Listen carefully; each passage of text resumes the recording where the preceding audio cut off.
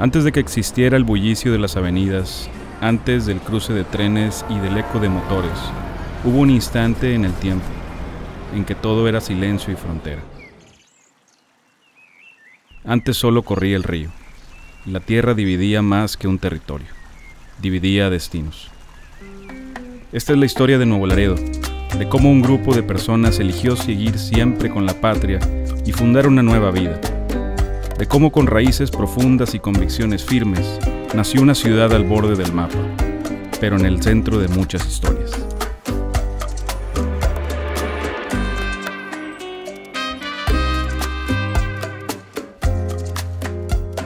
El siglo XIX fue una etapa definitoria para México y especialmente significativa para el noreste del país, una región estratégica por su ubicación. Durante este periodo, México enfrentó grandes retos como la independencia, la pérdida del territorio, guerras civiles e intervenciones extranjeras, procesos que impactaron profundamente al noreste. La región también jugó un papel destacado durante la Reforma y la intervención francesa, al apoyar mayoritariamente el proyecto liberal encabezado por Benito Juárez, reforzando su identidad republicana y su vocación federalista.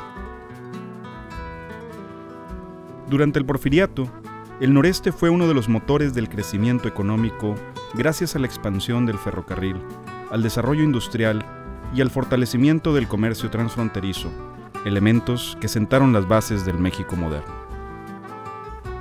Así, el siglo XIX no solo marcó el nacimiento político de México, sino que consolidó al noreste como una región esencial para su integración territorial, su estabilidad económica y su proyección futura. En ese contexto se ubica la antigua villa de San Agustín de Laredo, una modesta población ubicada en el centro del noreste histórico.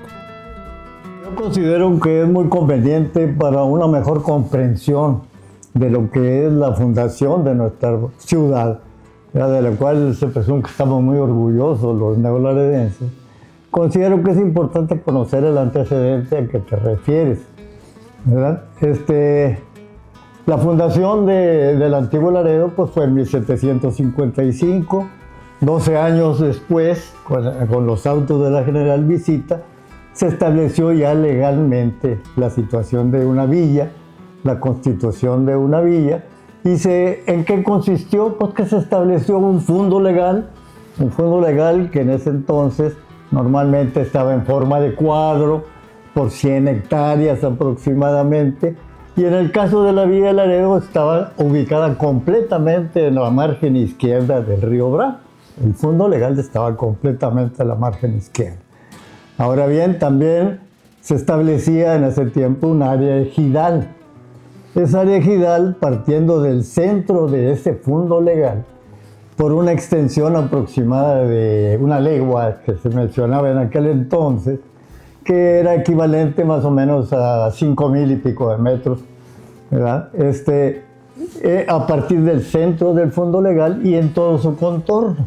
En consecuencia, el área ejidal tanto abarcaba la margen izquierda del río como la margen derecha del río.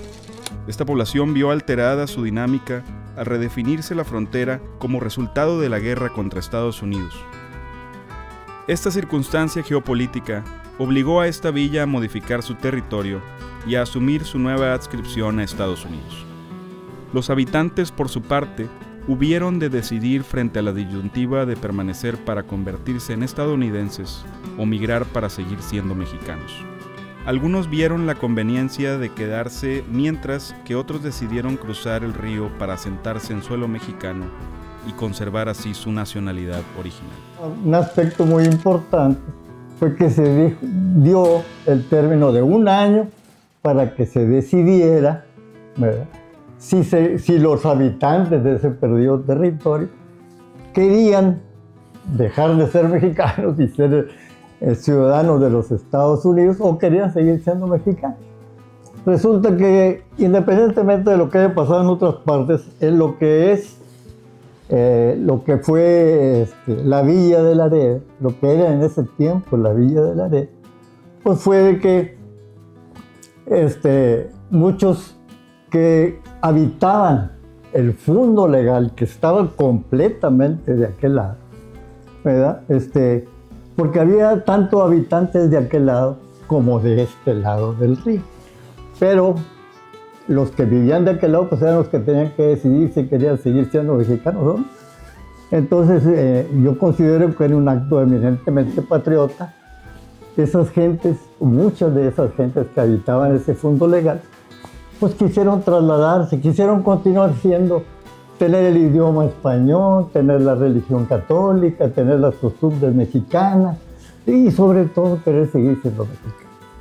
Entonces esos personajes, muchos de esos personajes, se trasladaron con su familia, con sus bienes, hasta con sus muertos, según la tradición, a esta parte. Se menciona 110 personalidades que para cuando se hizo la placa esa, pues se consideró que eran los fundadores de esta ciudad. Yo analicé precisamente el último censo de que existió en la villa de Laredo, que fue en 1845, el último censo, y pude constatar que de los 110 nombres que están en la placa, ¿verdad? 83, creo, 68, ¿verdad? Aparecen esos nombres en el censo. Y del fondo legal, que tenían su domicilio en el fondo legal, eran 43. Eso yo lo pude constatar.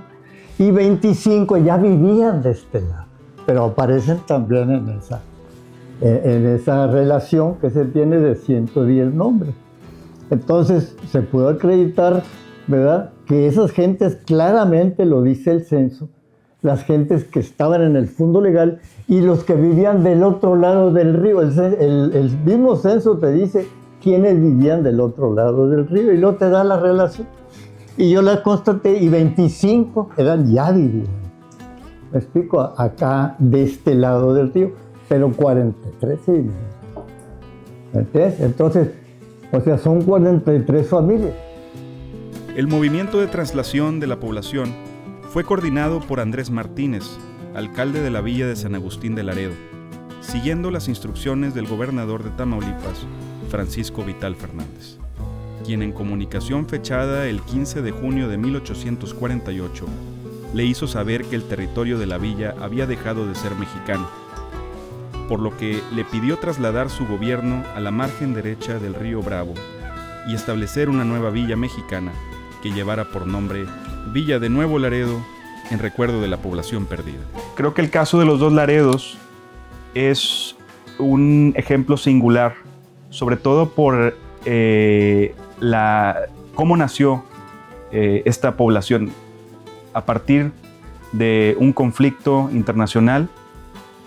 Nuevo Laredo fue uno de los pocos ejemplos en el que nace una población mexicana a partir de esta división territorial, ¿verdad? Y la relación entre ambas poblaciones no es apartada, ¿sí? No cesa, sino que al contrario, es una relación simbiótica en la cual económicamente, políticamente, no puede separarse. Así se formalizaría la fundación de la Villa de Nuevo Laredo, iniciando un proceso de institucionalización de la vida pública con la celebración de elecciones para nombrar autoridades el 23 de agosto de 1848. Resultaron electos Guadalupe García como alcalde, Antonio Quintana como regidor y Lázaro Escamilla como síndico procurador, los cuales tomaron posesión de su cargo en septiembre del mismo año. En ese entonces, el aspecto general de la villa era el de una población rural con condiciones materiales precarias. La comunidad era pequeña, mayoritariamente agrícola y ganadera. Las casas eran en su mayoría de adobe. La vida doméstica giraba en torno al fogón, donde se cocinaban platillos tradicionales como el asado de puerco, los frijoles y el pan de horno de tierra. Las mujeres, además de encargarse de las labores del hogar, se dedicaban a las labores artesanales como el tejido y la costura. Los hombres se dedicaban a la labranza, la cría del ganado o al comercio.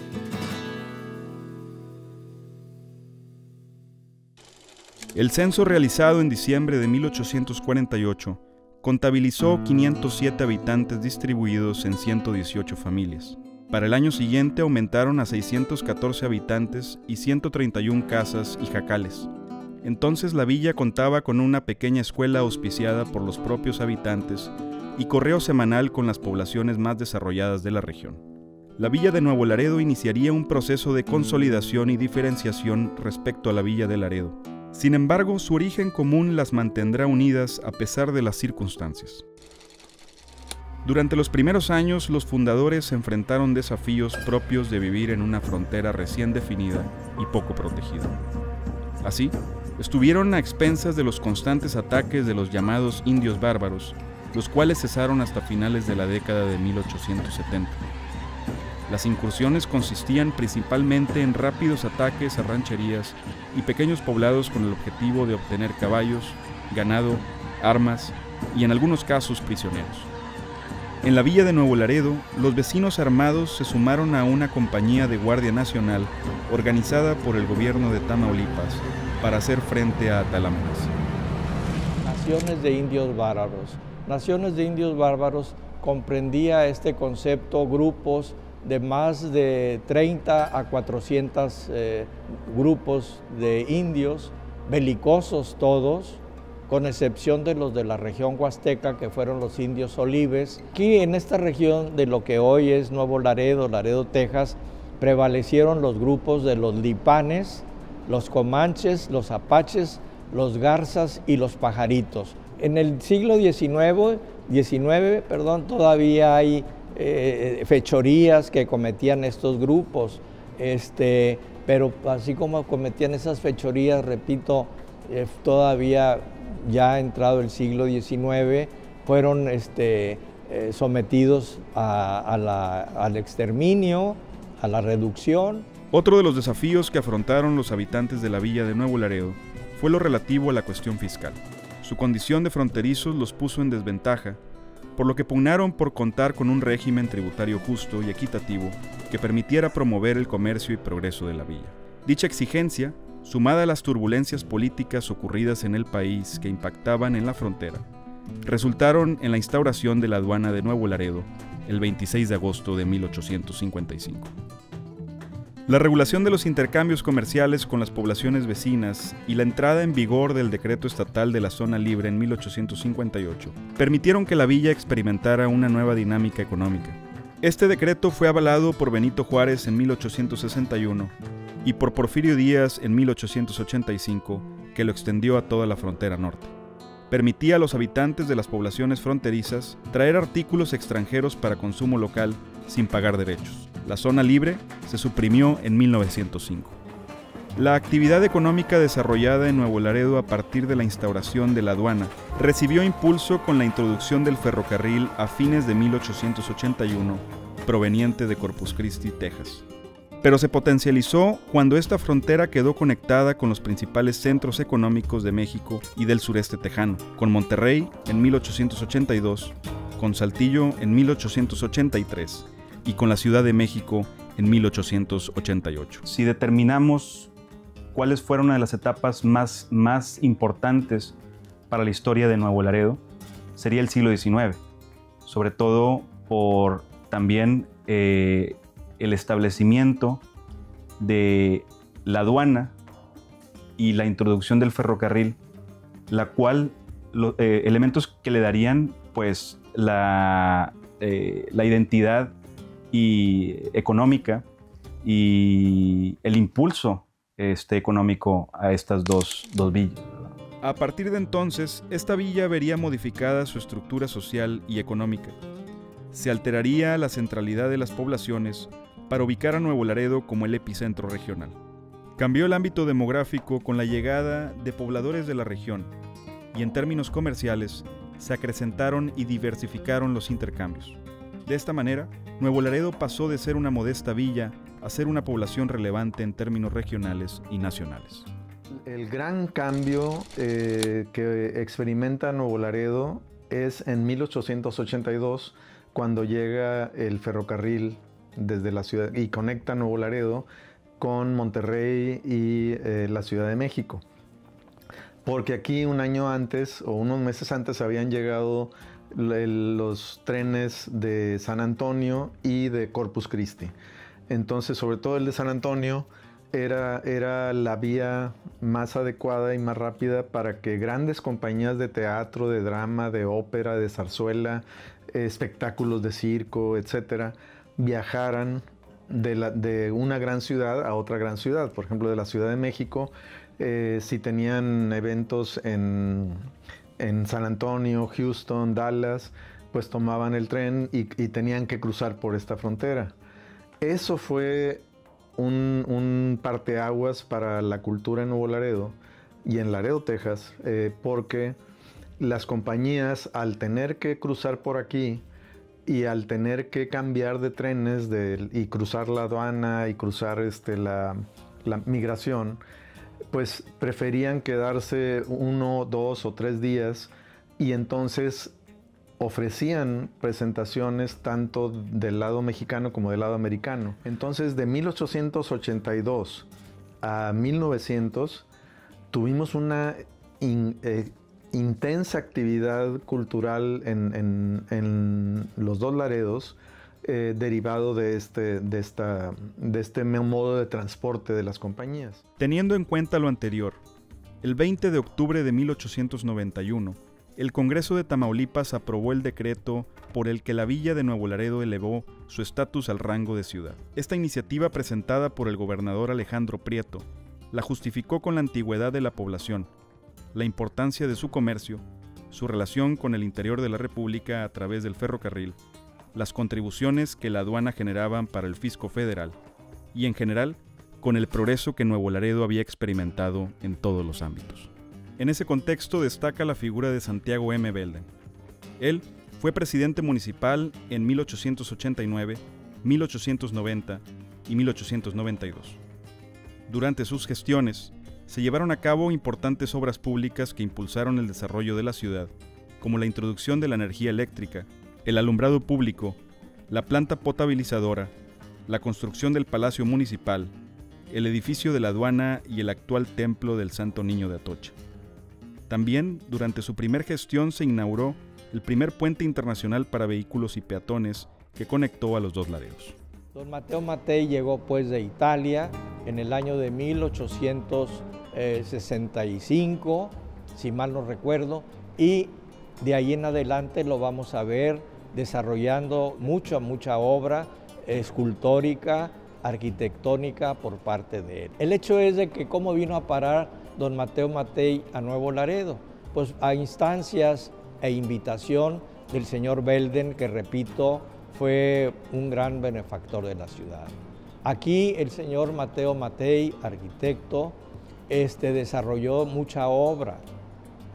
Vino a invitación, decíamos, del señor Belden para construcción del puente internacional de los dos Laredos, el puente de hierro forjado enorme, que pues obviamente de eso dio cuenta las inundaciones. Pero también el hospital civil, el lazareto que hubo en Nuevo Laredo, la escuela Hidalgo, antes llamada Escuela Italia. Al fin, como buen italiano, bueno, pues algo tenía que, ¿verdad?, dar alguna reminiscencia. Como decíamos, él vino de Florencia, era su patria, Italia, nacido en aquella ciudad, y fueron familias muy reconocidas, muy prominentes, porque traían la escuela ciertamente del padre, don Mateo Matei.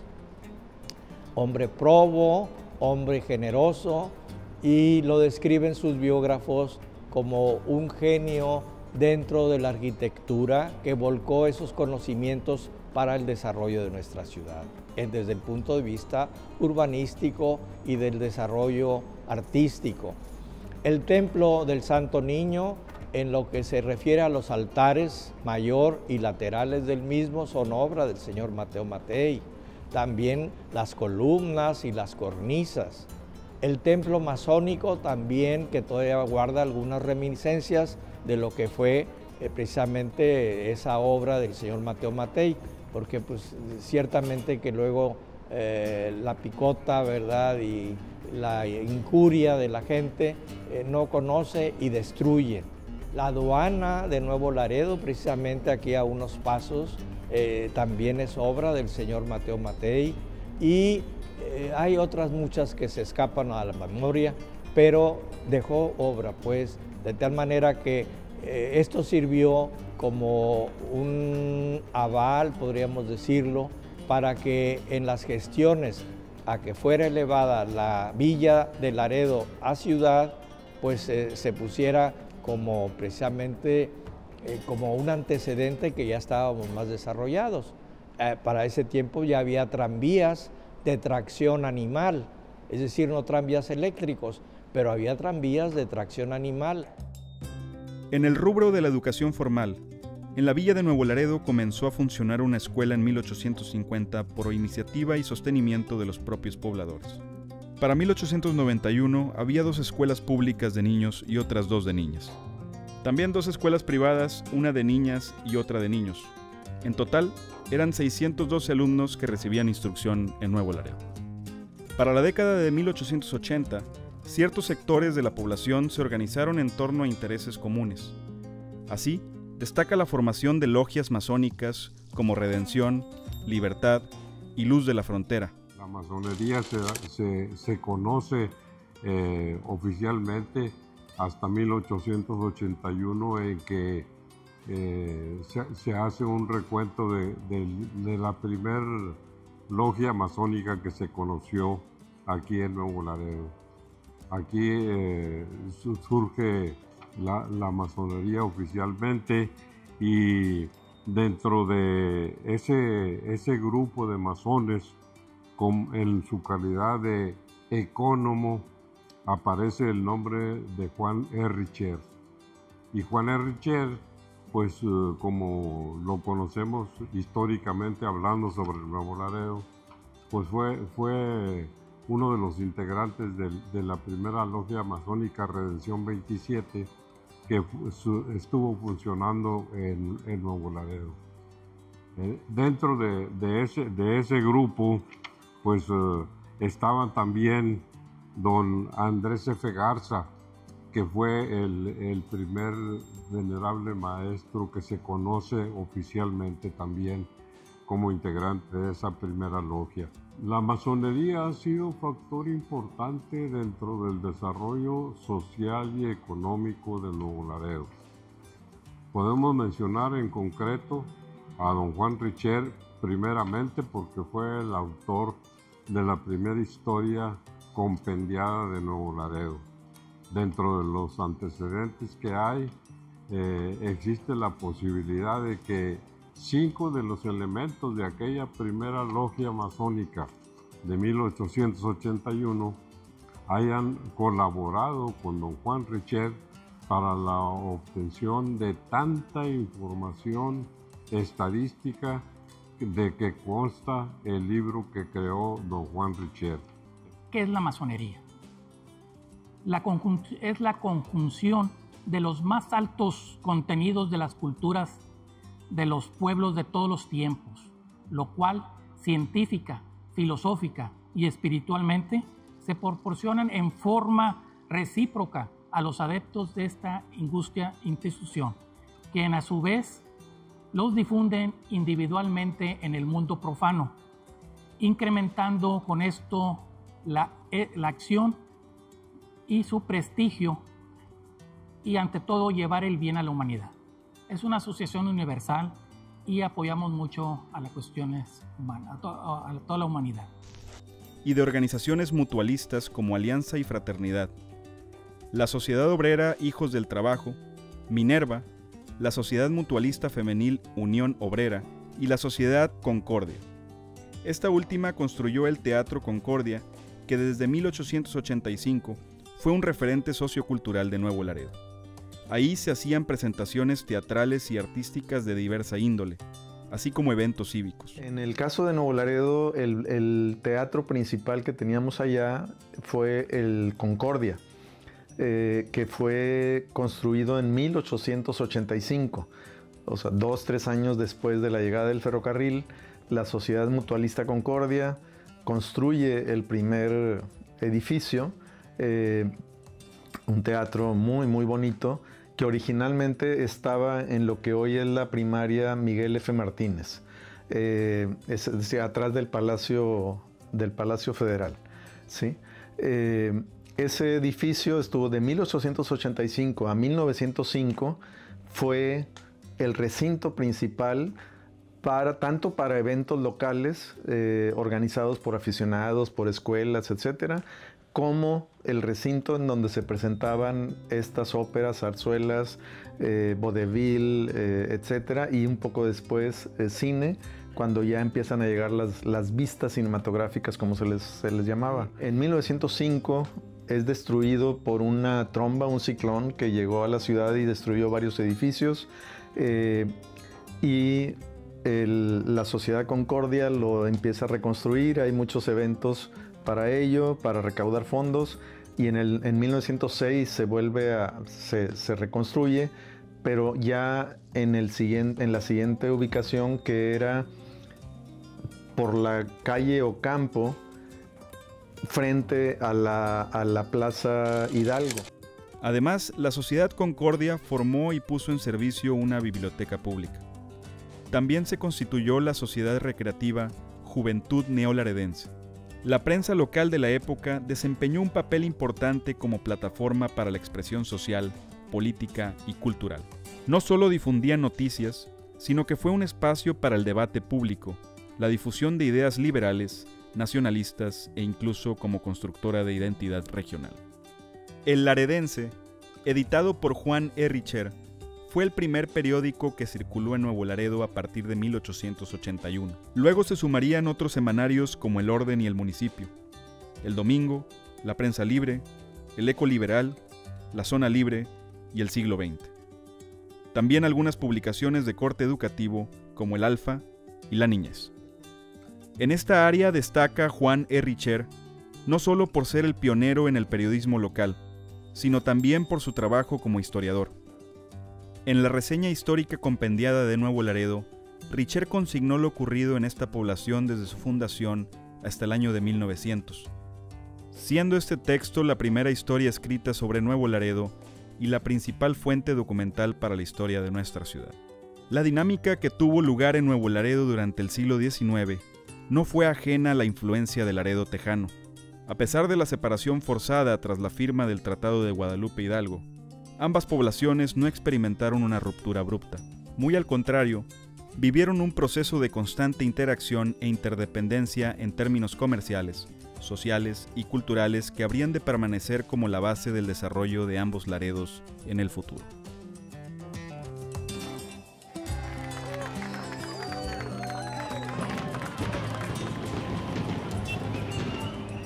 Así, este pasado de esfuerzo, trabajo y amor a la patria se manifiesta hoy en una ciudad en constante desarrollo, con la mirada puesta en un futuro prometedor y el corazón arraigado en la esencia de su identidad.